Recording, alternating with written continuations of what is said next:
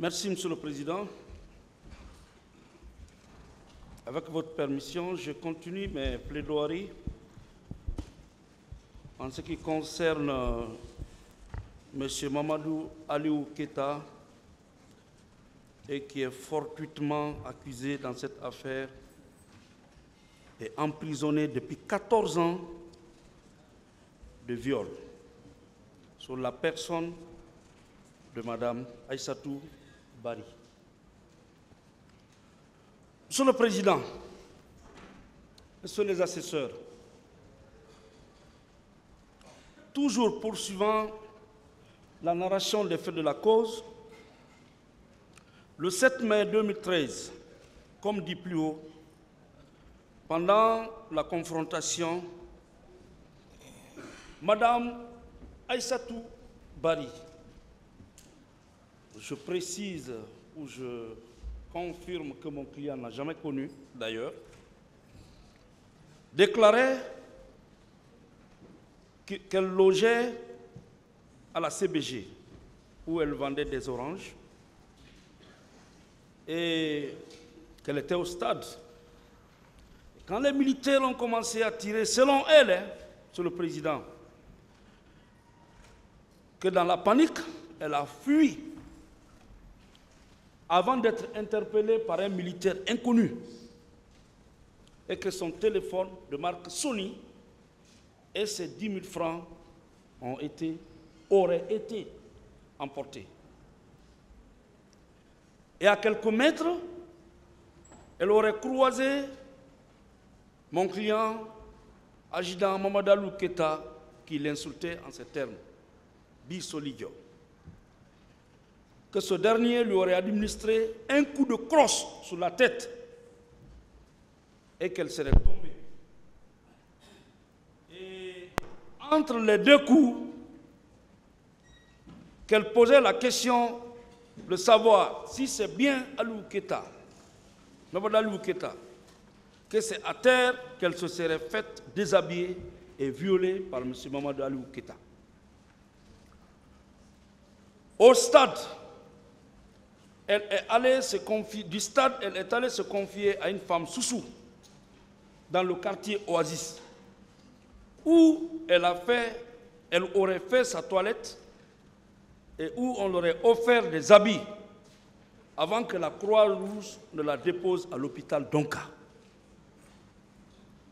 Monsieur le Président, Messieurs les assesseurs, en réplique, adjudant Mamadou Aliou Keita, toujours devant le magistrat instructeur, a persisté, insisté sur sa position n'avoir jamais vu ni violé Mme Aïssatou Bari ce jour du 28 septembre 2009.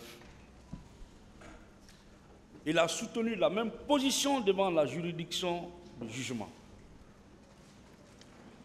Monsieur le Président, une audience de confrontation a été organisée ici. Madame Aïssatou Bari a brillé par son absence. Désormais, il est aisé de comprendre que M. Mamadou Aliou Keita n'a jamais rencontré Mme Aïssatou Bari au stade, plus forte raison exercer sur elle un acte de pénétration sexuelle comme défini par les dispositions sur le viol. Monsieur le Président, Messieurs les assesseurs, tout le long du procès, tout le long des débats, les dires et les déclarations de Mme Aïssatou Bari n'ont jamais été confirmées par qui que ce soit. Il n'existe non plus de témoins ni d'indices concordants et plausibles pouvant soutenir la thèse du viol pour asseoir la conviction de votre tribunal. Au demeurant, tout porte à croire que c'est surtout le fiasco du mariage projeté de sa nièce ou de sa jeune sœur et en représailles, Monsieur le Président, qu'elle aurait fortuitement accusé Mamadou Aliou Keita. sûrement aperçu dans le pick-up des gendarmes du côté de la station de Dixine Rond-Point lors de la débandade au stade et le sauve qui peut. Monsieur le Président, le viol est une infraction matérielle. Comment peut-on vous convaincre? Comment pouvez-vous comprendre que ce jour, nous ne pouvons pas contester peut-être qu'il n'y a pas eu viol au stade. En le disant peut-être, on peut ne pas se tromper. Mais, Monsieur le Président, l'infraction de viol est une infraction intentionnelle et qui se prépare.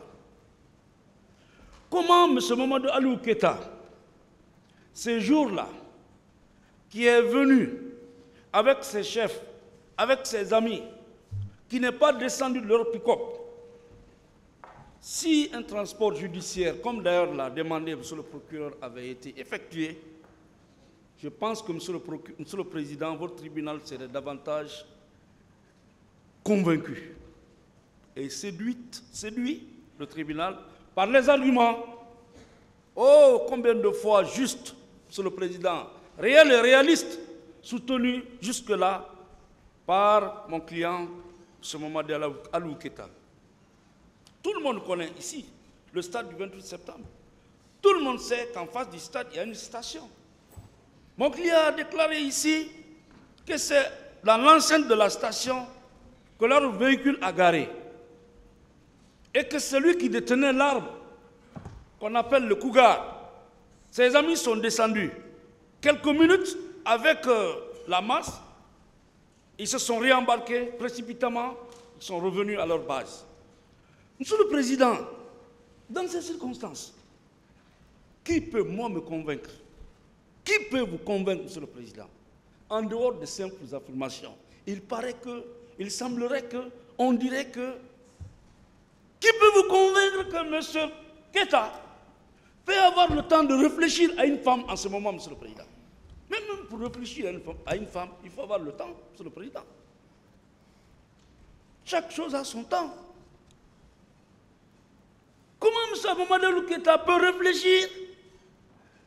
Et il y avait tellement de jeunes filles ce jour-là au stade, de jeunes dames belles au stade. Je ne dis pas qu'il n'y a pas eu viol, M. le Président, mais l'imputabilité. Comment Mamadou Keïta peut avoir le temps? Cibler cette dame, quitter l'arme qu'il sécurisait, aller dans la foule, se saisir de cette dame, Monsieur le Président, la déshabiller devant tout le monde et exercer le viol sur elle, notamment la pénétration sexuelle, Monsieur le Président. Vous pensez que c'est tout le monde qui doit avoir tout le monde nu? Le corps humain est sacré, Monsieur le Président. Mais ça, c'est banal. Il y a même une question de bon sens. Ce n'est pas n'importe qui peut voir n'importe qui nu. M. Mamadou Keïta va se mettre nu ce jour-là devant tout le monde là-bas. Se déshabiller devant tout le monde. Déshabiller, bon, excusez-moi, une vieille femme devant tout le monde. Alors que nous avons les dames en foison, Monsieur le Président. Et satisfaire un besoin. Je dis non et non, Monsieur le Président. Cela est impossible.